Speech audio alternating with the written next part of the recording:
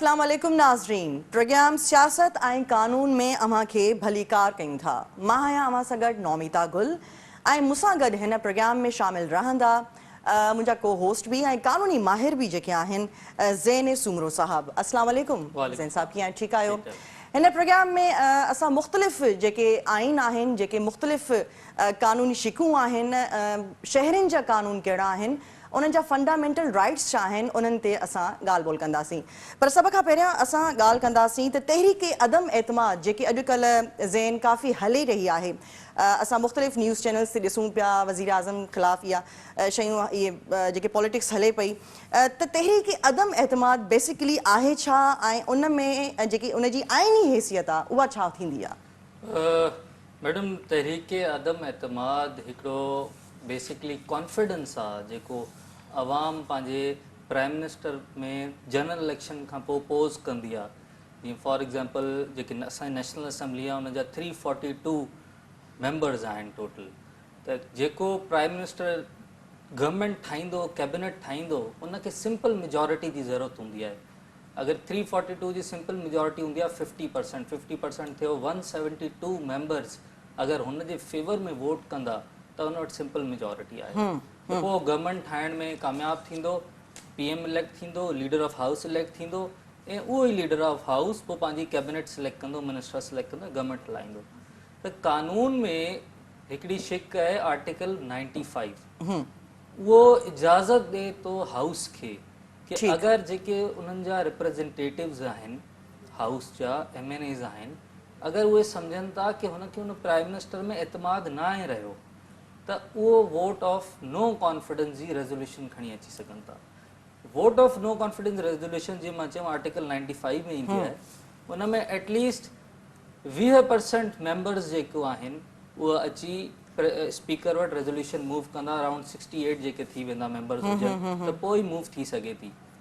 जीअं तव्हां ॾिठो कि मार्च जे शुरू में पीपल्स पार्टी रेज़ोल्यूशन मूव कई, उहा इहा बि मूव कयूं वोट ऑफ नो कॉन्फिडेंस जी, लेकिन उन सां गॾु छोकी इजलास सेशन में न हुयो त सेशन में आणण लाइ हिकिड़ी ॿी मोशन मूव थींदी आहे आर्टिकल 54 जे तहत। अच्छा, जेके तक़रीबन 1/4 जे हिसे जे बराबरि अगरि उहे अचनि MNAs के बाद असांखे इजलास मोशन में आणणो आहे, इजलास इनिशिएट करिणो आहे, त उहा रिक्वेस्ट स्पीकर खे मूव कंदा आहिनि ऐं स्पीकर 14 ॾींहंनि में उन इजलास खे पोइ जेको आहे न सेटल कंदो आहे ऐं इजलास शुरू थींदो आहे ऐं इजलास नोटिस इशू कंदो आहे। त उहो ई तव्हां ॾिठो कि 22 मार्च ते उहे 14 ॾींहं एक्सपायर थियनि पिया, जेको हिन वक़्तु ऑपोज़िशन शोर करे रही आहे कि 22 मार्च खां पहिरियों जेको आहे इजलास रखणो। 14 ॾींहं का मिनिमम कैपेसिटी न आहे कि मैक्सिमम 14 ॾींहंनि जे अंदरि करिणो, त स्पीकर चाहे त जल्दी बि करे सघे पियो। त ऑब्वियसली OIC जो इजलास हुयो 14 ॾींहंनि में न थी सघो, 25 मार्च ते रखियो वियो। त बेसिकली 2 इहे मोशन्स मूव थिया, हिकिड़ो इजलास खे मोशन में आणण लाइ, ठीकु आहे, ऐं सेकेंडली नो कॉन्फिडेंस जी आर्टिकल 95 जे तहत मोशन मूव थी।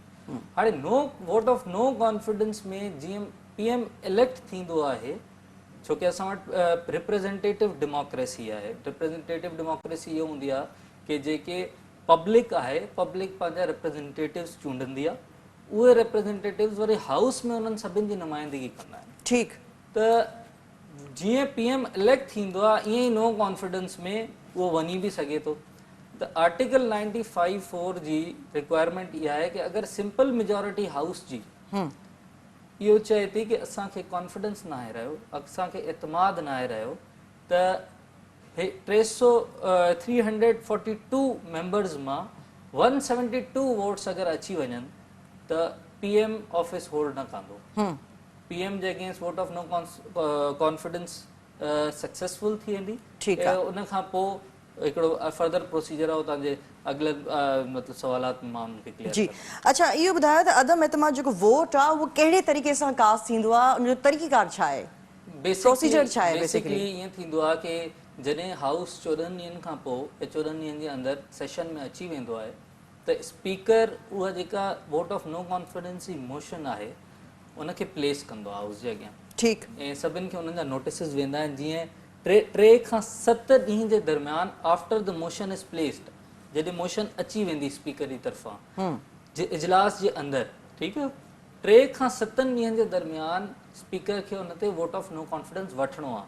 त 3 ॾींहं डिबेट जो इन करे टाइम ॾिनो वियो आहे कि जीअं माण्हू पुॼी सघनि, सही। जेतिरा मैक्सिमम नंबर ऑफ MNAs आहिनि उहे अची सघनि ऐं सभिनि जो वोट अची सघे। त जॾहिं प्लेस थी वेंदी मोशन, त जंहिं आफ्टर 3 days स्पीकर डिसाइड कंदो कि साईं असां हाणे इहो मोशन ते वोट वठूं था, त उन ॾींहुं बेसिकली छा थींदो कि जॾहिं सुबुह इजलास शुरू थींदो त स्पीकर अची कमेंट्स खणण खां पोइ हिकिड़ी बेल रिंग थींदी ऐं बेल इन करे रिंग कबी आहे कि जी ॿाहिरि जेतिरा MNAs आहिनि उहे अंदरि अची वञनि। अच्छा, वो सॼो हिकिड़े ई ॾींहं जो प्रोसीजर हूंदो आहे। ठीकु आहे।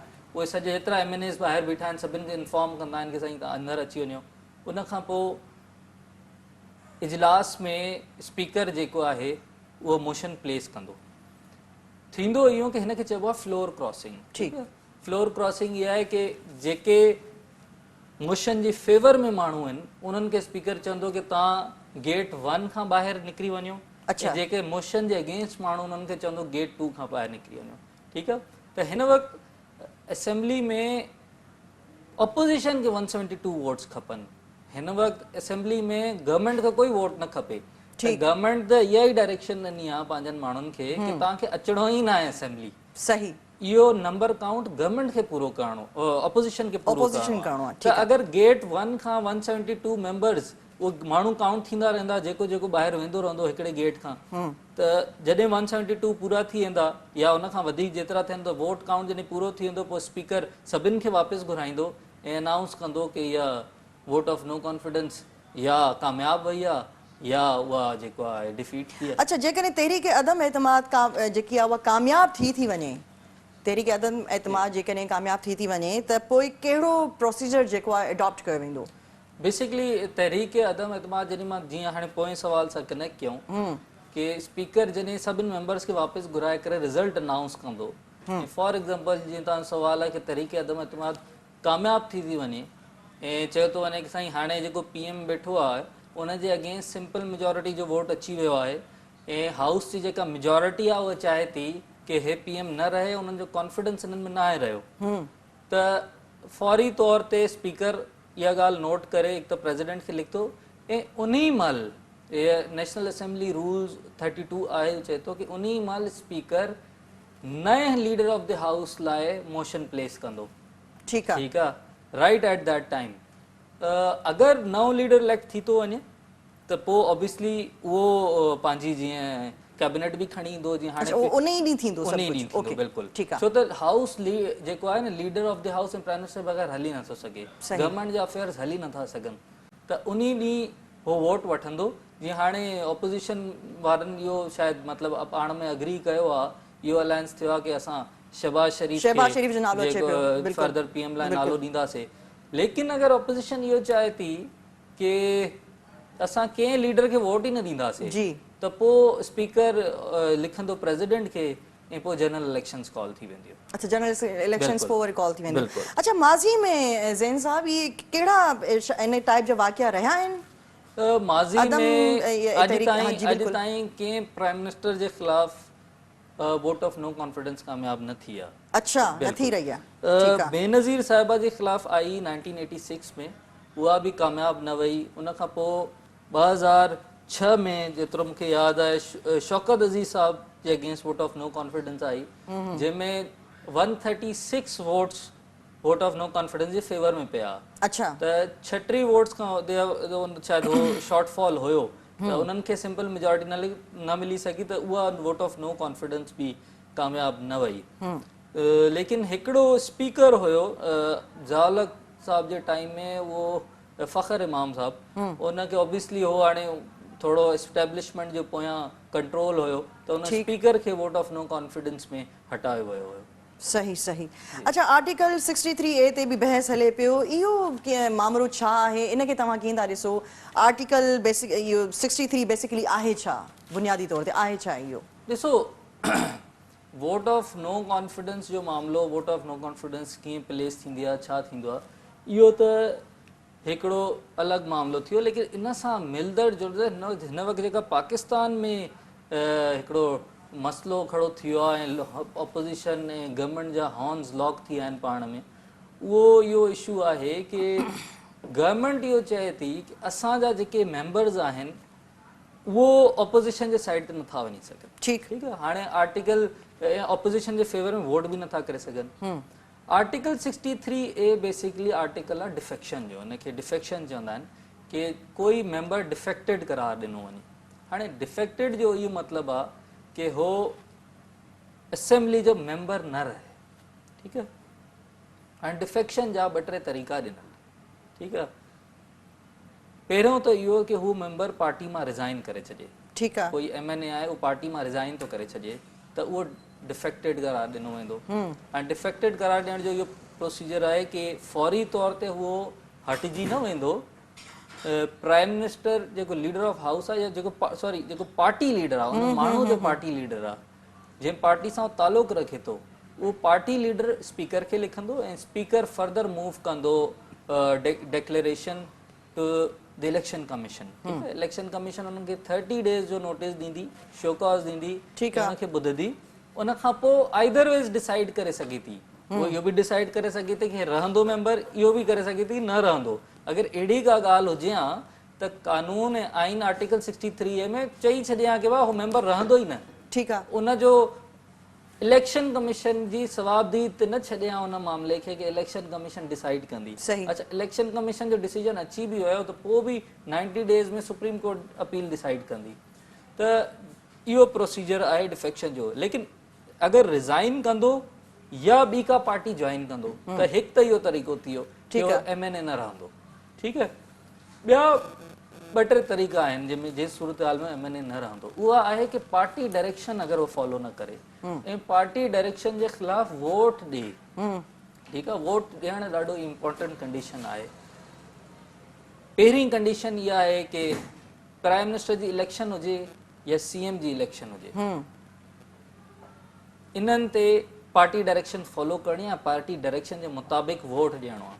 ठीक आहे। अगरि कंहिं माण्हू वोट न ॾिनो त उहो मेंबर न रहंदो। ठीक आहे, उनजे अलावा ॿी कंडीशन इहा आहे कि PM ऐं CM J election J against vote of confidence या वोट ऑफ नो कॉन्फिडेंस। जीअं तव्हांखे ख़बर आहे पोएं साल इमरान ख़ान साहब पाण वोट ऑफ कॉन्फिडेंस वरितो हुयो ऐं 178 वोट्स वरिता, छो त उन टाइम उहो कॉन्फिडेंट हुयो। उन टाइम उन फील कयो कि मुंहिंजी जेको आहे मेजॉरिटी पूरी आहे, उन वोट ऑफ कॉन्फिडेंस वरितो। ऐं चौथी शइ आहे मनी बिल।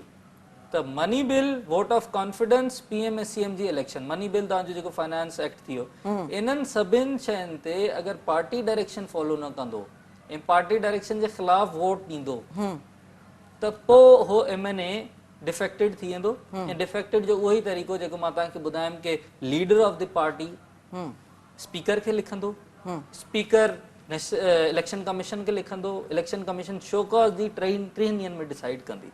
ठीक आहे। हाणे PTI लाइ जेको मसलो आहे उहो एक्चुअली इहो आहे, PTI वारा चवनि था कि साईं हिन कानून में असां वोट न ॾियणु ॾींदासीं।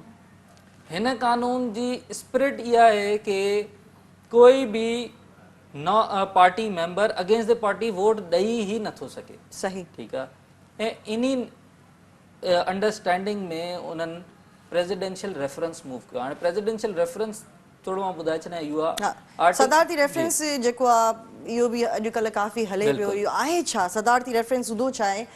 नाज़रीन खे थोरो ॿुधाईंदा। जी, प्रेसिडेंशियल रेफरेंस जेको आहे न, उहो आर्टिकल 186 आहे कॉन्स्टिट्यूशन जो। उन कॉन्स्टिट्यूशन में president of Pakistan supreme court खां कंहिं बि कानूनी सवाल ते एडवाइस वठी सघे थी। ठीक आहे। सुप्रीम कोर्ट एडवाइस ॾेई सघे थी। त गवर्नमेंट छो त हाणे फासी पई आहे, गवर्नमेंट वटि ॿियो को तरीक़ो न हो निकिरण जो। पहिरियों तव्हां ॾिठो हिननि जा बयानात इहा आया कि असां कानूनी कार्रवाई शुरू करे छॾी आहे, असां हिननि खे डीसीट करे छॾींदासीं जॾहिं हिननि जो इजलास न थियो कुझु ॾींहं पहिरियों। उन खां पोइ अचानक अॻिले ॾींहुं इहा बयानात, जॾहिं गवर्नर रूल जी ॻाल्हि थी उन ॾींहुं, उनजे अचानक अॻिले ॾींहुं इहा बयानात आया कि असां डिसाइड कयो आहे कि प्रेसिडेंट एडवाइस वठंदो। मां तॾहिं बि इहा सभिनि सां ॻाल्हि कई कि कानून त बिल्कुलु क्लियर आहे कि वोट थींदो, उन खां पोइ वोट काउंट थींदो, उन खां पोइ डीसीट थी सघे थो। त आर्टिकल 186 में हिननि सुप्रीम कोर्ट खां इहा एडवाइस वरिती आहे। 2 सवाल सुप्रीम कोर्ट जे अॻियां रखिया अथऊं। हिकिड़ो सवाल इहो कि अगरि कोई माण्हू पार्टी डायरेक्शन फॉलो नथो करे त उहा ख़यानत आहे। ऐं हुनखे रोकियो वञे वोट ॾियण सां हुनजो वोट काउंट न थींदो। ज़ैन साहब इन ते ॻाल्हि ॿोल असां जारी रखंदासीं। नाज़रीन, शो में हिन वक़्तु वक़्तु थियो आहे हिकिड़े नंढड़े वक़फ़े जो, वापसि हाज़िर थियूं था।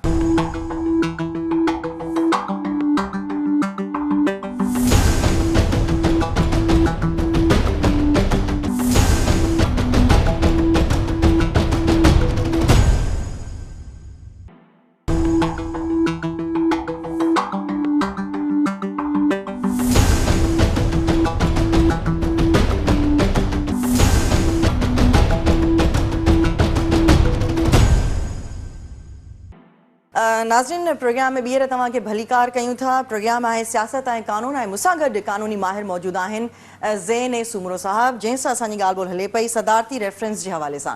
ज़ैन, सदारती रेफरेंस जे हवाले सां तव्हां कुझु ॿुधायो पिया, कीअं वधीक ॾिसो था हिन खे कानून जी नज़र में? पहिरियों ब्रेक खां पहिरियों असां ॻाल्हि कयूं पिया कि हुकूमत कहिड़ा सवाल रखिया आहिनि सुप्रीम कोर्ट जे अॻियां प्रेसिडेंट पंहिंजे रेफरेंस में, कि असांखे हिन ते गाइड कयो कि आर्टिकल 63A में छा असां उन्हनि माण्हुनि खे रोके सघूं था कि वोट न ॾियनि। त ॿ सवाल आहिनि। पहिरियों इहो कि जेको पार्टी मेंबर पार्टी टिकट ते अचे थो ऐं पार्टी जी डायरेक्शन ते वोट न ॾे, इहा ख़यानत आहे। सही सही। ऐं आर्टिकल 63A में गवर्नमेंट खे इख्तियार आहे कि हुनजो वोट काउंट न थिए, हुनखे रोकियो वञे, जंहिंखे चइबो आहे प्रीएम्प्टिव मेयर्स।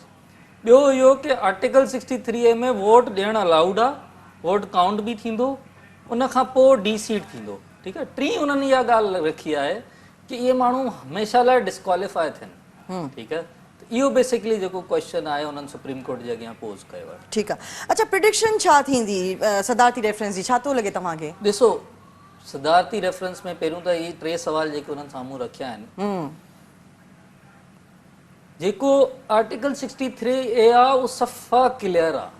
ठीकु आहे। उनजी लैंग्वेज सफ़ा क्लियर आहे। अगरि तव्हां चाहियो था कि उते लिखियल आहे कि उहो माण्हू वोट ॾींदो, ॾियण खां पोइ डीसीड जी ॻाल्हि थियल आहे, डिस्क्वालिफिकेशन जी बिना ॻाल्हि थियल डीसीड जी, कि उन खाली सीट वेंदी। ठीकु आहे। अगरि तव्हां चओ था कि साईं असां ही अज़म्पशन फॉर एग्ज़ाम्पल हाइपोथेटिकली इन वक़्तु खणूं था कि हुनखे कंहिं माण्हू खे वोट ॾियणु अलाउड ई न हूंदो, त तव्हां आर्टिकल 95 में कॾहिं कंहिं प्राइम मिनिस्टर जे अॻियां खणी न अची सघंदो वोट ऑफ नो कॉन्फिडेंस। उहो आर्टिकल 95 आख़िर कानून में छो रखियऊं कि vote of no confidence basically छाजे करे कानून ॾिनो आहे? कि ॾिसो, जीअं मां ॻाल्हि कई कि असांजी डेमोक्रेसी में रिप्रेज़ेंटेटिव्स अवाम खे रिप्रेज़ेंट कंदा आहिनि। बिल्कुलु बिल्कुलु ईअं ई आहे, ज़ाहिरी ॻाल्हि आहे। हाणे अगरि उहो रिप्रेज़ेंटेटिव जॾहिं ओथ खणंदो आहे, इहो चवंदो आहे कि मां पंहिंजे माण्हुनि जी असल ख़्वाहिश रिप्रेज़ेंट कंदमि असेंबली में, अगरि हू सम्झे थो हिकिड़े प्राइम मिनिस्टर में हुनजो कॉन्फिडेंस हुनजे हल्के जे माण्हुनि जो कॉन्फिडेंस न रहियो आहे, त हो आख़िर कीअं हुनखे हटाईंदो? तॾहिं हर प्राइम मिनिस्टर सिंपल मेजॉरिटी खां ईंदो आहे। हिननि जो त चलो ठीकु आहे, अलायंस आहे पीटीआई जो। अगरि सुभाणे हिकिड़ी गवर्नमेंट अचे थी जंहिं वटि सिंपल मेजॉरिटी आहे, 172 खां मथे मेंबर्स आहिनि, अगरि तव्हां चओ हुनखे अलाउड ई न आहे वोट ऑफ नो कॉन्फिडेंस ॾियण मेंबर खे, त पोइ कंहिं प्राइम मिनिस्टर खे तव्हां हटाए न सघंदो। पोइ आइन लिखी छॾियो आहे न, आइन सिंपली आर्टिकल 95 आइन में त सहूलियत आहे न हिकिड़ी शइ जी। बिल्कुलु, आइन में जॾहिं सहूलियत ॾिनल आहे त तव्हां रोके बि नथा सघो। बिल्कुलु बिल्कुलु। अच्छा, नो कॉन्फिडेंस वोट तव्हांखे प्रिडिक्शन ते तव्हां ॻाल्हि कई, प्रिडिक्शन ते बेसिकली 342 मेंबर्स आहिनि। ठीकु आहे। उन मां 50% खां मथे अपोजिशन खे वोट्स खपनि। ठीकु आहे। 171 वोट्स अपोजिशन खे खपनि, 172 अपोजिशन खे खपनि। 172 खपनि जी। हिन वक़्तु अपोजिशन जेको क्लेम करे रही आहे उहो चए थी असां वटि 63 कंफर्म्ड वोट्स आहिनि। ठीकु आहे। जेके नाराज़ आहिनि उहो 13 त पक्का साम्हूं अची विया आहिनि। बिल्कुलु बिल्कुलु। ऐं उनजे अलावा अॼु जी जेको आहे न, ऐं कल्ह जी जेके ख़बरूं आहिनि उहो इहो आहे कि MQM बि ऐलान करण वारी आहे, क्यू लीग बि ऐलान करण वारी आहे। जी जी बिल्कुलु। ठीकु आहे। अगरि इन्हनि ऐलान करे छॾियो त गवर्नमेंट त हूअं त वही 13 माण्हुनि खां, हुननि सां त हूअं ई हली वई। बिल्कुलु। ठीकु आहे। पोइ प्रिडिक्शन इहा ई आहे कि हुकूमत न रहंदी। ऐं ॿियो आर्टिकल 63A ते जेका ॻाल्हि मां पहिरियों मिस करे वियुमि, इहा ॻाल्हि हुई कि आइन खे इंटरप्रेट करण जो हिकिड़ो असूल आहे जेको हाणे खां न आहे। सही। हंड्रेड्स ऑफ इयर्स खां आहे। उहा जुरिस्प्रूडेंस डेवलप थींदी अचे थी, उहो लॉ डेवलप थींदो अचे थो कि कोर्टूं सिर्फ़ु कानून इंटरप्रेट कंदियूं आहिनि। ठीकु आहे। अगरि कानून में लिखियल आहे वोट ॾियण खां पोइ डिस्क्वालीफाई थींदो, त वोट ॾियण खां पोइ थींदो। ठीकु आहे। तव्हां हुन में पंहिंजी मर्ज़ी ऐं मंशा नथा खणी अची सघो। अगरि हिकिड़ी हुकूमत चाहे थी हिनजी पहिरियों थी वञे असांजी हुकूमत बची वञे कीअं बि, अगरि सुप्रीम कोर्ट इहा कंदी त इन जो मतिलबु इहो आहे तव्हां आर्टिकल जी मीनिंग खे एक्सपेंड कयो था ऐं इहो कमु सिर्फ़ु लेजिस्लेचर्स कंदा आहिनि। अगरि इहो लिखिणो हुजे त पोइ लेजिस्लेशन खणी अचो, कॉन्स्टिट्यूशनल अमेंडमेंट खणी अचो, सिंपल हुन में लिखो कि हिन जी मीनिंग इहा आहे कि असां इन में फर्दर ऐड करणु चाहियूं था कि अमेंडमेंट करणु चाहियूं था या कुझु बि आहे। सुप्रीम कोर्ट कॾहिं बि इन मीनिंग खे एक्सटेंड न कंदी। अगरि कंदी त इहो मुंहिंजे लाइ बि सरप्राइज़ हूंदो, नई शइ हूंदी ऐं मां सम्झां थो इहो न थियणु घुरिजे, छो त इहा पोइ फ्यूचर में हर वोट ऑफ नो कॉन्फिडेंस खे डिटर कंदी। हर प्राइम मिनिस्टर अची जॾहिं वेहंदो त 5 साल पंहिंजे जेको आहे न पंहिंजो घर सम्झी वेहंदो, पोइ हुनखे इहो भउ न हूंदो कि मूंखे कोई हटाए बि सघे थो। इहो आहे, अगरि जेकॾहिं आहिनि इहा सहूलियत ॾिनी आहे त माण्हू उन्हनि खे अवेल करे सघे थो। ठीकु आहे। पार्लियामेंट्री डेमोक्रेसी जो कॉर्नर स्टोन आहे कि हर माण्हू आंसरेबल आहे पंहिंजे हल्के जे माण्हुनि खे ऐं हर प्राइम मिनिस्टर आंसरेबल आहे पंहिंजे मेंबर्स ऑफ नेशनल असेंबली खे। सही। अच्छा, नो कॉन्फिडेंस वोट मतिलबु अॻिते तव्हां हिन जी प्रिडिक्शन कीअं पिया ॾिसो, छा थींदो अॻिते, या इस्टेब्लिशमेंट जो हिन में छा किरदारु आहे, छा उहो अची सघे थी अॻिते, या छा थींदो, छा थियण वारो आहे? ॾिसो, इस्टेब्लिशमेंट त हिन वक़्त ताईं जेको ख़बरूं आहिनि, हिन वक़्त ताईं कंहिंखे फ़ोन न आई आहे। ठीकु आहे, इहा मां तव्हांखे 100% ख़बर ॾियां थो। जेके असांजा दोस्त आहिनि उहे सभु ॿुधाइनि था कि हिन वक़्त ताईं कोई रोल प्ले न थियो आहे हुननि तरफ़ां। ऐं ख़ान साहब खे बि इहो एतिराज़ आहे, आख़िर न्यूट्रल छो आहिनि? न्यूट्रल, ठीकु आहे, न्यूट्रल बि हिकिड़ो काफ़ी टाइम इहो यको हलियो हुयो। बिल्कुलु। त अगरि असां नंबर गेम ॾिसूं, नंबर गेम में त साम्हूं नज़र अचे थो कि हे लूज़ करे विया आहिनि। ठीकु आहे। अच्छा, हाणे सुप्रीम कोर्ट जो अगरि फ़ैसिलो हिननि जे अगेंस्ट अचे थो, जेको मूंखे लॻे थो कि 100% हिननि जे अगेंस्ट ईंदो, छो त हे रेफरेंस बि हिकिड़ो लाफेबल शइ आहे, हिकिड़ो मज़ाक़ आहे। हिननि सिर्फ़ु जेको आहे न पब्लिक कंज़म्पशन लाइ, ताकी माण्हुनि में बि कुझु त चवनि न असां छा कयोसीं, ईअं त इक़्तिदार कोई अॼुकल्ह हिकिड़ो गिरह नथो ॾे, इक़्तिदार कीअं ॾेई छॾंदा। त प्रेसिडेंशियल रेफरेंस बि हिननि जे अगेंस्ट डिसाइड थींदो। ठीकु, अगरि न थियो त इहो अगेन मुंहिंजे लाइ वॾी ॻाल्हि हूंदी। त हिन वक़्तु एक्सपेक्टेशन इहा ई आहे नई गवर्नमेंट वञण वारी। तव्हां इहो ॾिसो लास्ट कुझु ॾींहंनि में हिननि कहिड़ियूं, मतिलबु मां ऑब्वियसली कंहिं पार्टी लाइन का फॉलो न कंदो आहियां, पर तव्हां ॾिसो हिननि रिवायत कहिड़ियूं सेट कयूं आहिनि कि हिननि एतिरो गंद कयो आहे, एतिरो गाली गलोच टीवी ते, शहबाज़ गिल जहिड़ियूं ॻाल्हियूं कयूं न, शहबाज़ गिल जहिड़ियूं ॻाल्हियूं कयूं, जेके हिननि जा माण्हू आहिनि उहे चवनि था जेके डिफेक्टेड MNAs आहिनि उन्हनि जे धीउनि जूं शादियूं न थींदियूं, उन्हनि जे ॿारनि जी शादियूं न थींदियूं। सिंध हाउस में वेठा आहिनि त भाउ फ्रीडम ऑफ मूवमेंट आहे, कॉन्स्टिट्यूशन तव्हांखे फ्रीडम ऑफ मूवमेंट ॾिए थो। ऐं जेतिरो हिननि जी मायूं ॻाल्हियूं थियूं करनि, मतिलबु हिकिड़ी हिननि जी ख़ातून MNA या MPA हुई, उन्हनि अहिड़ियूं ॻाल्हियूं कयूं, मां मतलब नथो समझा। अच्छा, शेख रशीद साहब जो बयान ॾिसो कि पैसा उनसे ले लो, वोट हमें दो। मतलब किसी भी तरीके से बस पार्टी में आ जाओ वापस। अगर खान साहब पहिरियों भी चवंदो रहियो आहे कि मां वोट ऑफ नो कॉन्फिडेंस अगर कोई मुझे अगेंस्ट हथ बीहारे तो मां चवंदुमि मां अपोजिशन में वेंदुमि, थैंक यू सो मच। लेकिन हाणे मिनथूं करनि था उन्हनि माण्हुनि खे कि गारियूं था ॾियनि कि तव्हां करप्ट आहियो, पैसा वरिता आहिनि, जहिड़ा बि आहियो पर असां वटि वापसि अची वञो। खान साहब त इहो चए कि भाउ मां अहिड़नि माण्हुनि जो एतमाद वठण ई नथो चाहियां। ठीकु आहे, लेकिन इहे जेके हिननि एॾो गंद कयो आहे, इहो जेको खटंदड़ माण्हू हूंदो आहे न उहो इहो न कंदो आहे, जेको हराईंदड़ हूंदो आहे, जेके नज़र ईंदो आहे कि मां हाणे मुंहिंजा आख़िरी ॾींहं आहिनि, उहो इहो माण्हू बि चवे थो बोखलाइजी विया आहिनि, इन टाइप जी शयूं था कनि। नाज़रीन, इन हवाले सां सदारती रेफरेंस जे हवाले सां आर्टिकल 68 जे हवाले सां बि तव्हां कानूनी माहिर ज़ैन सूमर जी ॻाल्हियूं ॿुधियूं। हाणे थोरो असां इनखे जनरलाइज़ कंदासीं त आइन में जेको आहे इंडिविजुअल हिकु शहरी जा जेके राइट्स आहिनि उहे छा आहिनि, शहरनि जा बुनियादी जेके हक़ आहिनि उहे छा थींदा आहिनि ज़ैन? ॾिसो, कॉन्स्टिट्यूशन जो जेको पहिरियों आर्टिकल आहे उहो आर्टिकल इहो चए थो कि पाकिस्तान हिकिड़ी फेडरल रिपब्लिक हूंदी। ठीकु आहे, हाणे फेडरल रिपब्लिक जो इहो मतिलबु आहे कि हिकिड़ी फेडरेशन हूंदी, जीअं इस्लामाबाद थी वियो, ऐं हुनजे हेठां सर्टन यूनिट्स हूंदा जीअं असांजा प्रोविंसिस थी विया। रिपब्लिक जो इहो मतिलबु आहे कि हिकु डेमोक्रेटिक स्टेट हूंदी ऐं डेमोक्रेसी हूंदी। सही, ठीकु आहे। इन जो मतिलबु इहो कि जेके अवाम आहे उन पंहिंजा रिप्रेज़ेंटेटिव्स चूंडंदी ऐं उन्हनि जा रिप्रेज़ेंटेटिव्स असेंबली में वेही उन लाइ लेजिस्लेट कंदा ऐं डिसाइड कंदा। ठीकु आहे। कॉन्स्टिट्यूशन जो आर्टिकल 3 आहे, तव्हांखे मां मतिलबु ॿुधायां कि लॉयल्टी असां वटि अक्सर जेको आहे इहा मतिलबु नोशन आहे कि तव्हांखे स्टेट सां लॉयल रहणो आहे, वफ़ादार रहणो आहे स्टेट जो, उहो कॉन्सेप्ट काथां निकिरे थो, ठीकु आहे, सही। उहो कॉन्सेप्ट अचे थो आर्टिकल 4 मां। पर 4 ते आर्टिकल अचण खां 4 पहिरियों आर्टिकल 3 जी ॻाल्हि कयूं था।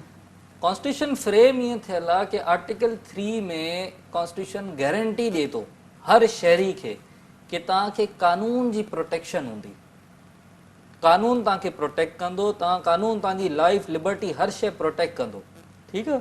तव्हांखे हे स्टेट कानून जी शक्ल में हिकिड़ो सेफ ज़ोन ॾींदी, ठीकु ठीकु आहे।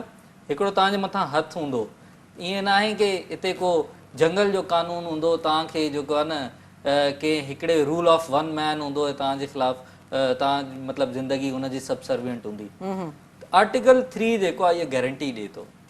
लेकिन असां अगरि आर्टिकल 4 ॾिसूं, जीअं ई 3 ख़तमु थो थिए त 4 आर्टिकल चए थो कि तव्हां स्टेट जा लॉयल रहंदव, ठीकु आहे। त इन ॿ जेके इहे कानून जी आइन जी शिका आहिनि, इन्हनि खे मां चवंदो आहियां handshake between citizens and the state, ठीकु आहे। इहो सिटीज़न ऐं स्टेट जो पाण में कॉन्ट्रैक्ट आहे। जीअं नॉर्मल कोई सेल परचेज जो कॉन्ट्रैक्ट थींदो आहे कि मां तव्हांखे हे गिलास ॾिनमि, ठीकु आहे, तव्हां हिन गिलास जे बलबूते मूंखे 10 रुपया ॾिना, जेका बि हिनजी क़ीमत आहे ॾिना, त कंसिडरेशन हूंदी आहे कॉन्ट्रैक्ट में। त स्टेट तव्हांखे प्रोटेक्शन ऑफ लॉ ॾिए थी ऐं तव्हां हुनखे कंसिडरेशन में लॉयल्टी ॾियो था।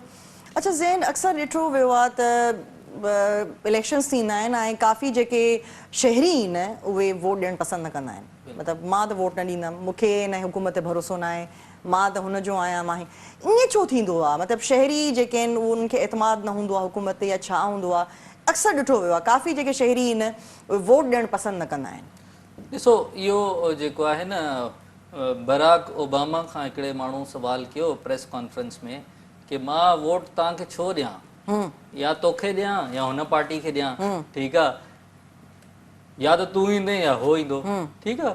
त पॉइंट पर इहो आहे, इहा इशू हमेशह रहंदो आहे कि जेके माण्हू वोट न ॾींदा आहिनि चवंदा आहिनि कोई बि मुंहिंजे लाइक़ु न आहे वोट जे, ठीकु आहे। लेकिन डेमोक्रेसी लाइ चवंदा आहिनि कि all the ills of democracy are cured by democracy, ठीकु आहे। अगरि तव्हां डेमोक्रेसी खे हलणु ॾियो, तव्हां हिन सिस्टम खे हलणु ॾियो, तव्हां हिन प्रोसेस खे हलणु ॾियो, त डेमोक्रेसी पंहिंजा रिज़ल्ट्स तव्हांखे पाण ॾेखारंदी। Over the time leaders flourish थी निकिरंदा डेमोक्रेसी में, ठीकु आहे। लेकिन अवाम खे जेको ॾिसणु घुरिजे, जेको फंडामेंटल राइट्स जो जेको तव्हांजो सवाल हुयो, उहो सवाल बेसिकली आहे आर्टिकल फंडामेंटल राइट्स उहे राइट्स आहिनि जेके बुनियादी हक़ूक़ आहिनि, उहे नॉर्मल राइट्स खां अलॻि आहिनि। नॉर्मल राइट जेको लेजिस्लेशन में ईंदो आहे कंहिं एक्ट ऑफ पार्लियामेंट में, उहो नॉर्मल तव्हांजो हिकिड़ो रूटीन जो राइट आहे। लेकिन फंडामेंटल राइट जो कॉन्स्टिट्यूशन आहे न, कॉन्स्टिट्यूशन हिकिड़ो सुप्रीम डॉक्यूमेंट आहे, उहो बाइंडिंग हूंदो आहे, उहो 2/3 मेजॉरिटी सां अमेंड थींदो आहे। नॉर्मल कानून 51% सिंपल मेजॉरिटी सां अमेंड थी सघे थो। त जेके फंडामेंटल राइट्स आहिनि उन में तव्हांजो राइट थियो कि सिक्योरिटी ऑफ पर्सन, तव्हांखे लाइफ के लिबर्टी जी सिक्योरिटी हूंदी, ठीकु आहे, जेको कॉन्स्टिट्यूशन गारंटी करे थो। उन खां पोइ तव्हांजो safeguard as to arrest, कोई तव्हांखे इलीगल अरेस्ट नथो करे सघे। अगरि कंदो त 24 आवर्स में मैजिस्ट्रेट जे अॻियां प्रोड्यूस करिणो आहे। तव्हांखे फेयर ट्रायल हूंदो, ठीकु आहे। तव्हांखे स्लेवरी ऐं फोर्स्ड लेबर खे प्रोहिबिट कयो आहे कॉन्स्टिट्यूशन में।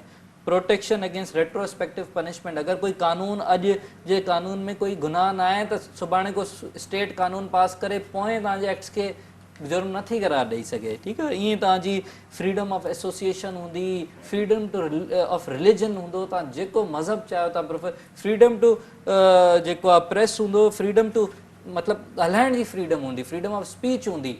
तव्हां कुझु बि चओ एक्सेप्ट कुझु कंडीशन्स आहिनि कि मुल्क जे सफ़ा ख़िलाफ़ न ॻाल्हायो, तव्हांखे आज़ादी हूंदी तव्हांखे चवण जी। ईअं ई तव्हांजे बिज़नेस खे आज़ादी हूंदी, फ्रीडम हूंदी, ठीकु आहे। तव्हांजी प्रॉपर्टी खे प्रोटेक्शन हूंदी, फ्रीडम हूंदी, तव्हांखे राइट टू एजुकेशन हूंदो। ऐं सभिनि खां वॾी ॻाल्हि इक्वालिटी ऑफ सिटीज़न्स हूंदी, हर शहरी इक्वल हूंदो कानून जी नज़र में, स्टेट जी नज़र में। यानी कि जेको आइन आहे, जेके कॉन्स्टिट्यूशन्स ठहियल आहिनि, उहे शहरी जे सहूलियत लाइ ठहियल आहिनि। बिल्कुलु। त आर्टिकल 8 खां आर्टिकल 28 ताईं तव्हांजा फंडामेंटल राइट्स आहिनि। मां सभिनि सां इहो अपील कंदुमि त पंहिंजे ॿारनि खे आर्टिकल 8 खां आर्टिकल 28 जा फंडामेंटल राइट्स पढ़ायो। बिल्कुलु। ऐं तव्हां जॾहिं वोट करण वञो था जिन लीडर्स खे, जंहिं आम खे हाणे जनरल इलेक्शन साम्हूं ईंदियूं, त तव्हां उन्हनि लीडर्स सां सवाल पुछो पंहिंजी प्राइवेट गैदरिंग्स में, पब्लिक गैदरिंग्स में, कि तव्हां असांजा इहे राइट्स किथे प्रोटेक्ट कया आहिनि, ठीकु आहे। ऐं तव्हां जॾहिं इहे सवाल पुछंदो त ऑब्वियसली जेको आहे तव्हांखे वधीक अंदाज़ो थींदो कि कहिड़ो माण्हू तव्हांजे वोट जे लाइक़ु आहे ऐं कहिड़ो न आहे, छो कि कॉन्स्टिट्यूशन तव्हांखे क्लियर प्रोटेक्शन ॾेई छॾी आहे। हिते इहो माण्हुनि जो सुवाल हूंदो कि जी कॉन्स्टिट्यूशन में त हर शइ लिखियलु आहे, असांखे मिले त सफ़ा थोरो थो। मां इहो यकीन कया बिल्कुलु, मतिलबु मूंखे हिन ॻाल्हि ते यकीन आहे कि कॉन्स्टिट्यूशन हिकिड़ो जेको आहे न आइडियल डॉक्यूमेंट हूंदो आहे, ठीकु आहे, आइडियल डॉक्यूमेंट हूंदो आहे। इवन तव्हां US में बि नथा चई सघो हुननि जा राइट्स जेको आहे 100% प्रोटेक्टेड आहिनि, जेके कॉन्स्टिट्यूशन में लिखियलु आहे उहो बि ऑन ग्राउंड उहो ई ऑन ग्राउंड इम्प्लीमेंट थिए थो। लेकिन एटलीस्ट असां वटि 50% त हुजनि, ठीकु आहे। हिते राइट टू लाइफ ई न आहे, मतिलबु इन्हनि जेको फंडामेंटल राइट्स खे साम्हूं रखी अवाम वोट ॾींदी त ईंदड़ वक़्त में सुठा लीडर ईंदा ऐं हुकूमतूं कामयाबु वेंदियूं। ठीकु आहे ज़ैन, वॾी महिरबानी। जेको आहे उहो तव्हां अॼु खोले करे जेको आहे शयूं ॿुधायूं असांखे, सदारती ऑर्डिनेंस जेको आहे छा आहे ऐं तहरीक अदम एतमाद छा हूंदी आहे ऐं फंडामेंटल राइट्स जेके आहिनि उहे शहरनि जा कहिड़ा आहिनि। नाज़रीन, ही हुयो अॼु जो प्रोग्राम। इंशाल्लाह ईंदड़ हफ़्ते ॿीहर प्रोग्राम में शामिल हूंदासीं। ज़ैन ऐं सुमरो ऐं नौमिता गुल खे ॾींदा इजाज़त। अल्लाह हाफ़िज़।